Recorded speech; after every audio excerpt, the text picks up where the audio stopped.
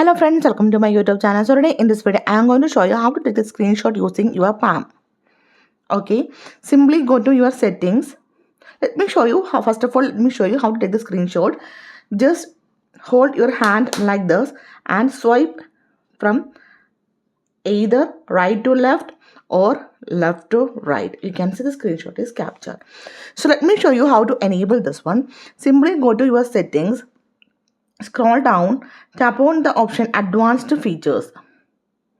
Then tap on Motions and Gestures. Then here you can see the option Palm Swipe to Capture. You need to enable this option. You can see swipe the edge of your hand across the screen to take the screenshot. You can swipe from right to left, otherwise left to right to take the screenshot. Okay. So simply in this way, we can take a screenshot using your palm. So hope you guys enjoyed this video. Thank you for watching. Thank you. Bye-bye.